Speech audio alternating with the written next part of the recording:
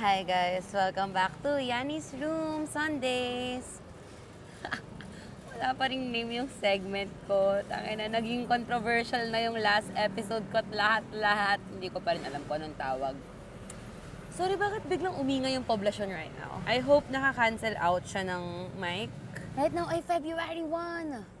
Oh my God, February 1 na right ngayon. Birth month ko na and actually Aquarius season na. So, I think I am shining. Literal na spotlight. Ang gandang simula ng 2026, I guess. Andito ako ngayon sa commune. Okay, ang tawag ko lang dito kasi is commune. Okay, so commune sa poblasyon. Papakita ko sa inyo yung itsura. Yeah. Meron ditong outside space. Tara, may Philippine flag pa. Pakita ko sa inyo yung inside. Ito yung inside. Pet friendly sila dito. So, meron silang cat. Pakita ko yung cat.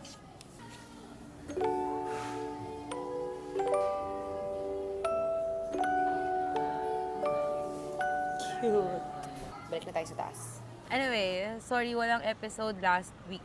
Kasi naman, hindi ko alam kung bakit natanga-tanga na naman ako sa pagmamanage ng oras ko. Diyos ko, may construction din dito. Pati sa expo meron, pati ba naman dito. Anyway, natanga-tanga ako sa pagmamanage ng oras ko. And so, puyat ako. Like, almost the whole week. Hindi naman sobrang puyat. Pero kulang yung tulog ko. And parang hindi ako nagpa-function ng maayos last week. Tinay ko pa talaga magkaroon ng Sunday app. Pero wala talaga, guys. Dami nangyari last week. Ngayon naman, for this week, okay naman, nakabawi-bawi na ako. And actually, nahirapan ako maghanap ng cafe. Parang ito na yung second attempt ko na mag-shoot. Kasi yung una kong... Sorry, ang haba na ng buhok ko. I mean, yung una kong pinuntahan na cafe ay Annex House. And pumunta ako doon kahapon, tas ang daming tao.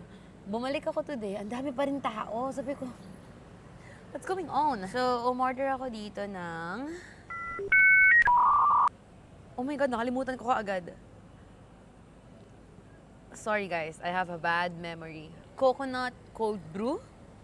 Yes, coconut cold brew. Hindi ko alam if first time ko siya natikman. Hindi ko maalala, but alam ko na first time ko siyang in-order.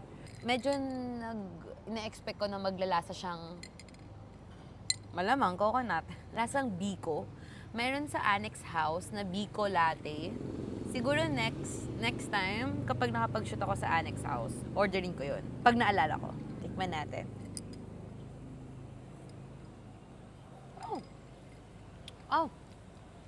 Oh, actually, hindi super lasa yung coconut. Okay. Mildly sweet. Hindi super Ngayon, lasa na yung coconut. Like, aftertaste yung coconut. Sorry, ba't ko ginaganon? Alam niyo yung lasang latek? I love it. Hindi ko alam kung stronger ba ang cold brew than usual na coffee. Alam ko lang na ang cold brew ay ini-store for like 18 hours or more.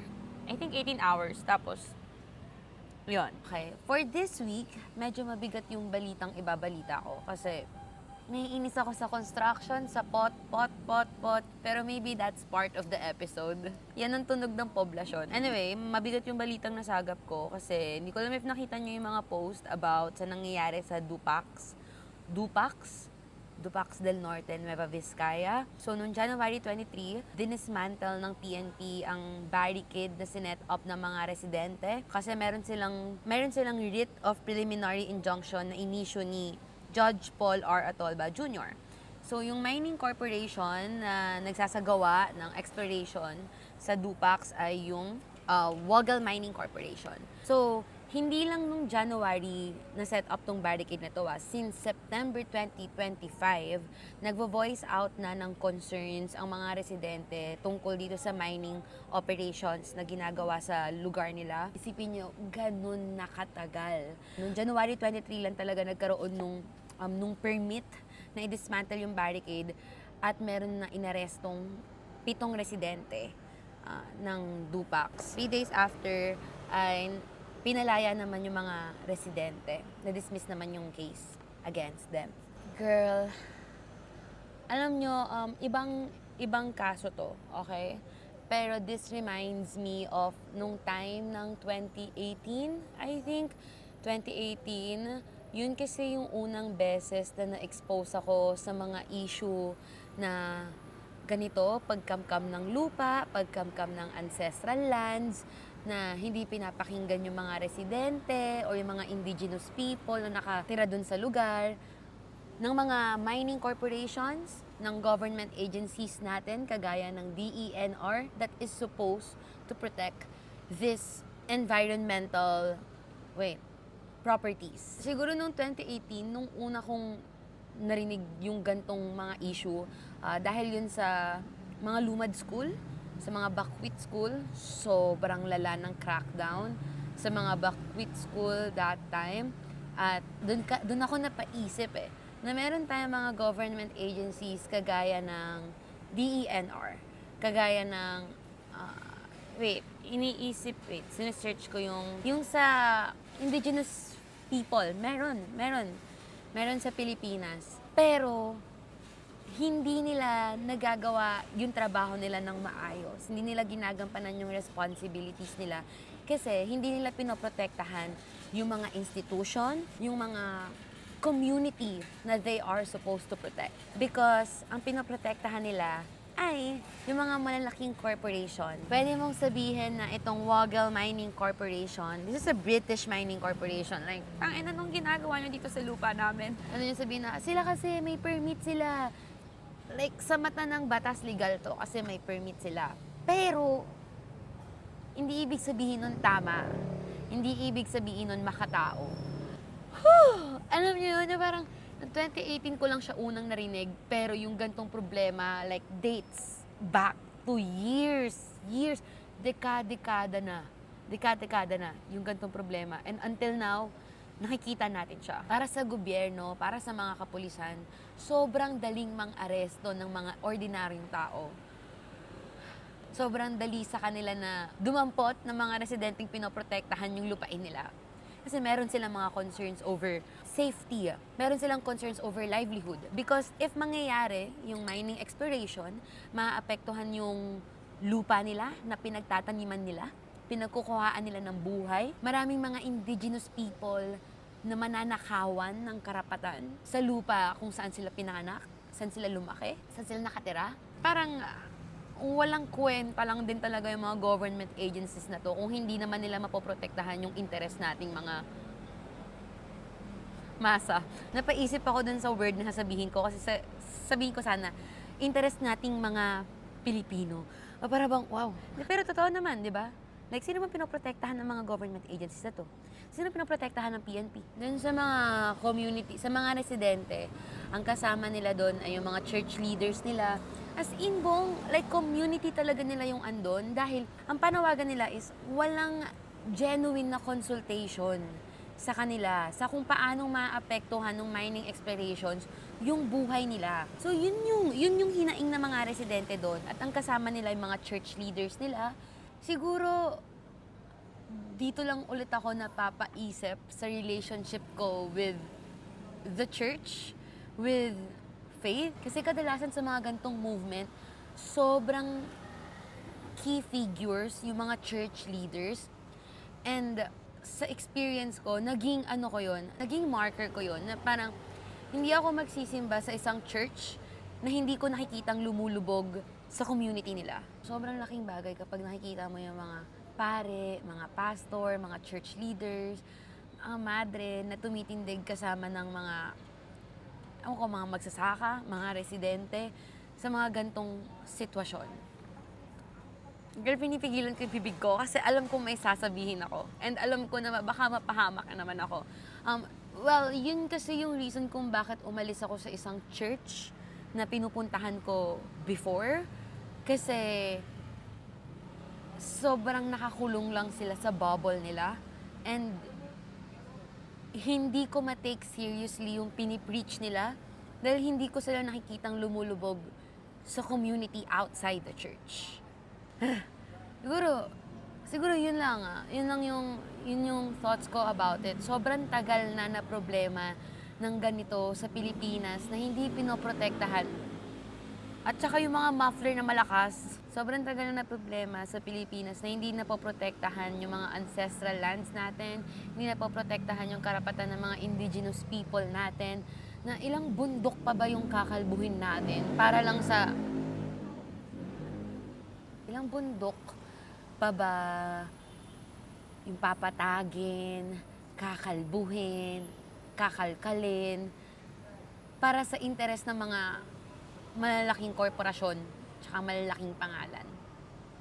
Kasi nagsasuffer yung mga ordinaryong tao. Okay, yun lang. Sorry, medyo nag-blabber ako about it. Okay. Paano ko kakayaning mag-move? Ano ako mag-move on yan sa next na topic ko, di ba? Hindi. Sa media na kinonsume ko this week, actually, meron akong i-recommend na movie. Pinanood ko siya recently, pero feeling ko, I'm gonna give it to you. Panoorin niyo yung The Mistress. Napanood niyo na ba yung pelikulang yun? The Mistress as in ni John Lloyd Cruz at Bea Alonzo. Di ba nga, dahil nag-workshop ako kay Sir Ricky Lee, nagsusulat kami ng sarili naming script. First time ko magsulat ng script, and alam ko naman na mahirap siya before. Ngayon lang talaga damang-dama ko yung hirap niya. Kasi wala, ang dami mong iisipin about it. Yung relationships ng mga characters, yung mga conflict na meron sila, yung dynamics. Ina-encourage kasi kami ni Sir Ricky Lee na kapag magsusulat, banggain mo ang kahon. And like parang, yes, okay lang maging conventional, pero parang i-expand mo yung creativity mo beyond what you know and beyond kung anong nakasanayan mo. Challenge yourself, basically. So, nung nag-rewatch ako ng The Mistress, sobrang amazed ako sa movie na yon. Naalala ko nung lumabas yung The Mistress before, sabi ko, oh my God, sobrang messy niya. Isipin nyo, yung premise kasi ng The Mistress ay si Bea Alonzo, kabit siya ng tatay ni John Lloyd Cruz doon sa movie. And then si John Lloyd Cruz, nalaman niya and pinursu niya pa rin si Bea Alonzo. And like, sobrang entangled. Like, what do you mean nagkagusto ka or minahal mo yung taong kabit ng tatay mo? Tapos, ang dami pang mangyayari dun sa film. Like, sobrang messy niya. But at the same time, it managed to clean its mess within that runtime na 2 hours, almost 2 hours. And sobrang wow. Kasi for me, ang buo ng kwento. Walang perfect na characters dun sa movie. They are all flawed. And yet, parang naiintindihan mo na yung choice na ginagawa nila, yun yung best choice that they can do with what they know, with what they have, and with what situation they are in. Yon. Mahilig kong mag-ulit ng mga phrases. Sobrang amazed ako sa The Mistress. Nung napanood ko siya, sobrang love ko din yung ending, sobrang love ko rin yung soundtrack. Chasing Cars, guys. Chasing Cars yung tugtog ng movie, gulat ka na lang talaga. Pagdating mo sa ending, ganito ka talaga parang, damn, right? Gets. I love it. And so, i-encourage ko kayo to watch yung The Mistress. I think ito yung time na makapagsingit kayo ng isang mainstream star cinema film sa Letterboxd diary nyo. So, yun. Panoorin niyo yung The Mistress. Yun lang. Today, magpipickleball ako kasama ng friends ko kasi nagyaya sila. Well, ang mantra ko this week? Parang ang dami talaga nangyayari sa akin this week. For the past few weeks, honestly. Siguro ang mantra ko this week ay eat healthily. Sorry, sobrang random nun. Pero this week kasi nag-start ako ng calorie deficit. Tapos, Ewan ko, medyo na-insecure lang talaga kasi ako sa katawan ko. Maybe that is something na I can talk about sa next episode. Nag-start ako ng calorie deficit, tapos hindi ko na balance ng maayos yung pagkain ko. Parang nalipasan ako ng gutom, and then yesterday, hinang-hina ako. Like, I can feel it na ang hina ng tuhod ko, hindi ako makakilos, whatever. So, if ikaw, you think na you want to lose weight, if you want to do it properly, okay? If magka-calorie deficit kayo, make sure na balanced yung diet, or like, hindi nyo ini-starve yung sarili nyo. That is something na I learned, na mas mahirap mag-weight loss kapag, mag-lose ng weight. Mas mahirap mag-lose ng weight kapag ini-starve mo yung sarili mo. Kasi naka-survival mode yung katawan mo. So, wag nyo hahayaan na manghina yung katawan nyo kasi kulang kayo sa pagkain. Let's have a healthy relationship with eating and food. Ang random, sorry, ang dami nangyari sa Sunday episode. Pero real, like, eat healthily, guys. Yun lang naman. Hindi naman need na laging kumain ng gulay, pero kung kaya magsingit, kaya kapalipas ng gutom. Yun lang. Nalikod ko. Well, thank you so much for listening to this episode, and see you this Thursday. Birthday ko na ata this week. Yes, birthday ko na this week. Oh my God, 24 na ako, tangina. Nagpa-plug ba ako dito sa Yanni's Sunday Eps? Hindi ata. Follow nyo na lang ako at Yanni Hatisu. Follow nyo na rin yung socials namin at Kwarto ni Yanni sa IG and TikTok. Yun lang. See you. Bye. Ang slay pala dito sa Pobla pag gantong oras.